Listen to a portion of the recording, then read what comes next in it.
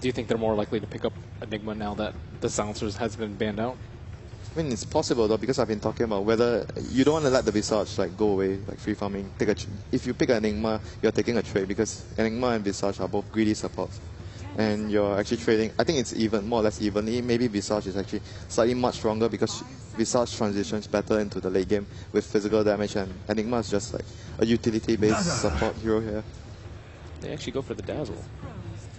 This is just a typical secret lineup. Yeah. Like everyone gets their more or less comfort hero. They have a very good balanced draft, good team fight, minus armor for dire side, being able to take Roshan, good defensive play, good initiating, good laning phase as well. Comfort heroes. Everybody's basically on their, if not most comfortable, one of their most comfortable heroes for Secret. Drow Ranger. And nope, they do go for the Drow. They saw it coming last time. I think that was their final ban last time. Paul, I guess we're down to 18, right? We're down to 18 heroes not played. Drow's already been picked once. Oh, already been picked once. Yeah, already been picked once. So still 19, but very close indeed. So first time at the main event.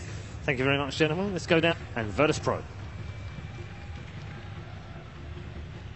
That's right, the early favorites of this tournament, Team Secret, who many had taking that first place slot, is actually down to just one game to elimination. Of course, they're facing up against Virtus Pro, a team that has the whole entire CAIS region pride behind them.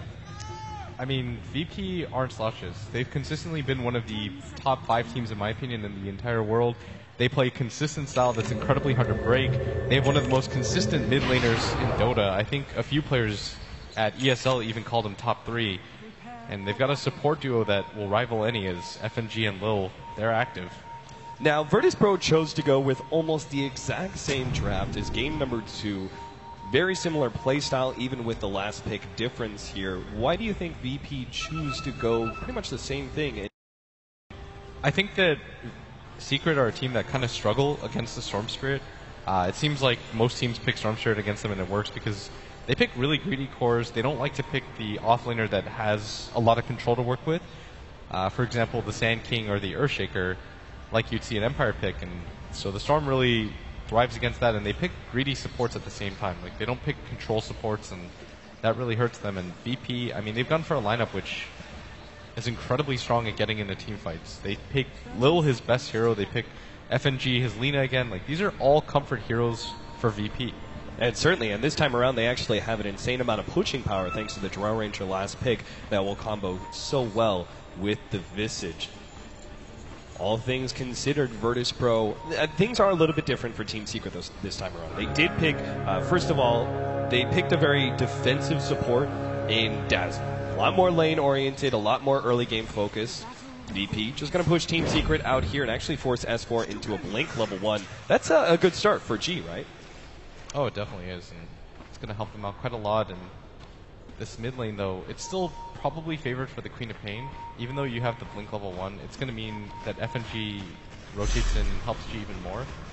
But the Queen of Pain still has kill potential, like we've said before in the past. Once she hits level 6 before the Storm Spirit does, it's incredibly hard to work with. But I might take that back, because Storm has the Precision Aura to work with at the same time. Right. That changes everything.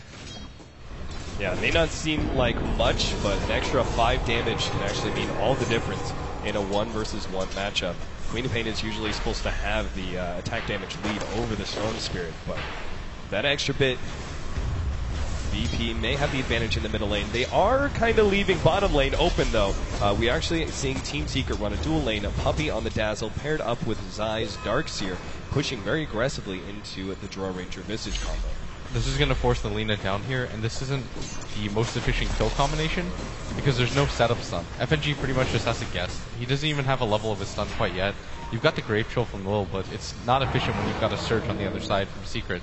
So it's really just going to come down to whether or not FNG can get level 2 at a reasonable time, and if he manages to hit the stun at the same time. Still at the same time, because there is dual lanes, DK Phobos may have an easier time in top lane. He's facing up against Kuro's Rubik and Arteezy's Shadow Fiend, a safe lane farming SF.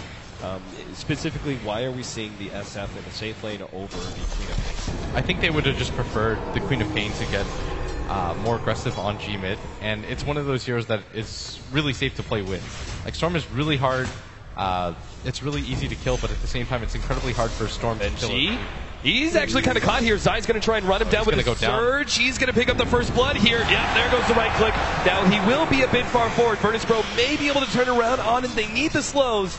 They're not going to have enough. The Darkseer taking enough to survive through that one. FNG, rather uncharacteristic mistake in the laning phase by him, just being too far forward against the Darkseer. And that's really significant because a Dro isn't farming at all, and she expected to have free farm here, and the Darkseer getting that first kill by himself at the same time is really going to help his progression. Like, he already has the Soul Ring, and this means that he can get aggressive on this bottom lane, and they can pretty much push both supports out of it relatively easily. And Illidan has to keep up in farm with Arteezy because Arteezy getting a lot of farm here means so much more. Puppey going to be slowed down. Light Strike Array does land. He's got the Shallow Grave and will get it off in time. Virtus.pro are just going to slowly run him down, though. He gets the last little heal, but it's not enough. So despite Secret picking up the first blood, they do already give a kill to Illidan. And this mid lane, S4, now that he has the high ground advantage, he's really starting to win the lane, and this is going to prompt G to just go for the stack. And he's actually going to miss it, but he still doesn't really want to stand on the bottom side of the hill, because it just means that S4 can go for the dive on him. So with all this pressure at the bottom lane, it seems like VP have to keep their two supports here, but at the same time, we need help in middle, we need help at the top lane. I mean, Team Secret can just leave the SF solo against the Earthshaker, and he can easily zone out DK Phobos. Yeah, now that he got 2 levels of the raise, it's incredibly easy for them to set up for a kill. Kuro's just waiting for it right now, and he can be patient, and he can afford to be patient because the Earthshaker isn't really going to come up here to contest the Shadow Fiend. Both of them have boots, but at the same time, it's really easy for them to set up for a kill on DK Phobos, especially when he's using his mana just to set up for the fissure blocks. And at bottom, again, this Dro just continues to struggle to get CS. So, in the end, do you agree with the two supports? Every single lane needs help in a way. Do you agree with their decision to put priority on Illidan's farm rather than maybe playing a bit more offensively and going and trying to gank mid or even top lane? Sort of, because by opening up the other lanes, that means that Puppey would actually have to rotate in, and FNG doesn't get that stun off. But I don't think Lil was close enough for them to follow up anyways.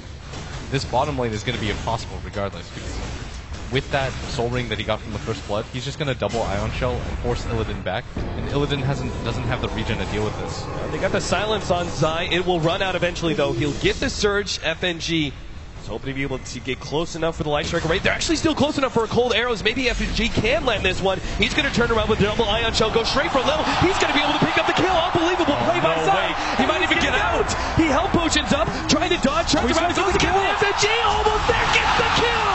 2 for 1 by Zai. What kind of monster are you, Zai?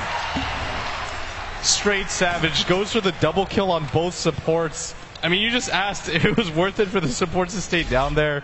No, it's not. Certainly not anymore. And look at this, S4. G is not level 6. S4 has the invis room. He's going to start putting some pressure. Never mind. I thought with maybe Puppey coming in from the side, but Puppey actually, this is rather interesting. He uses a ward to block up the hard camp. We don't see this too often, especially this early on into the game, but they know how critical the Storm Spirit's farm is this game, so he's just trying to limit that as much as possible. Man, that bottom lane, though, you even saw Zai kind of fake it out. He's like, do I actually go for this? He's like, yeah, I go for this. I'm going to get a kill. And that just opens up the map so much. This means that FNG has to rotate out of it because they no longer want to be in this bottom side of the map. But look at Illidan. He doesn't have any more regen to deal with this at all. And this is going to mean that at some point, Zai can probably just go for the dive on him if he has a TP with.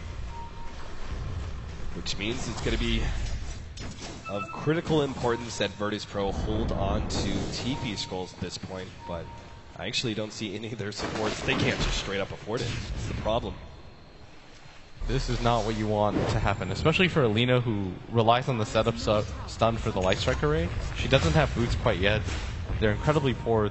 They're not going to have map vision for a little bit at least. They've still got that ward at that bottom lane, but it doesn't mean anything because Zai being there doesn't really reveal any information, and Secret don't really have to go for the gank at that bottom lane. Like, they can choose to smoke if they want to, but they'll probably move in for this bottom lane and then take the tower. Try and chain stun S4. They get the fissure. No, they couldn't get it up. S4 is actually going to get away. No, the right click is there. God actually gets the kill. He's run out of mana though. Little bit of a jump. Can he stay ahead of Arteezy? Another right click is going to bring him low, but they can't quite get it. So critical that VP actually got that kill on S4 and did not lose G in the process as they're already a little bit down in the laning phase. That would pick up the kill and even it up 3-3. That would have meant so much. I actually don't know how they recover if G dies there too, but they managed to get a ward down here somehow, the Observer ward, blocking out G's camps, and this is going to mean a lot to the Storm Spirit, who's already struggling in this mid lane. Uh-oh, Illidan in some trouble, actually gets a good silence on S4. They need to try and pop it with a pitcher there. They'll do it! S4! Too aggressive! And now, well, Zai, he's going to have to surge away. There's no Fissure block, though, so no opportunity for a secondary kill. But Illidan staying alive through that and getting the kill on S4. Huge. Now he's got a Morbid Mask. He can actually spend some of his time jungling and leave the bottom lane optional for Lil to farm up and get his level 6. Oh, and mid, they go for it, but That was close. GCs are coming in. That's really significant. That's back-to-back deaths. That's really tilting. You use two TPs for that, and at the same time, it just slows you down so much when it comes to farm. Right. He was keeping even in net worth with the Storm Spirit, but after that, he dips almost 800 gold behind him at just the 8-minute mark, and this is a lane that, in some ways, you should still have a decent-sized lead in. Like, you can still be at least close to the Storm's net worth, but death after death isn't going to be able to complete it, and that just helps Illidan so much in that bottom lane. DK Phobos is farming up his Soul Ring. Trying to get that sustain that will allow him to full-time jungle. FNG is actually getting a little priority, too. He's farming up the off lane. And obviously, we're trying to get that Laguna Blade ready to go. So they have a lot more kill potential against some of the very squishy heroes on the side of Team Secret. I feel like they're relying quite heavily on Puppey to pull a lot of Shallow Grave saves in this game. Yeah, they might opt to go for the mech on Artur at some point, but he might just decide to go for the Yule Scepter Crusher, and at top, they're going to try to chase down FNG. Turns around, FNG doesn't have the Laguna Blade, but he still gets the combo on RTZ and gets a good amount of damage.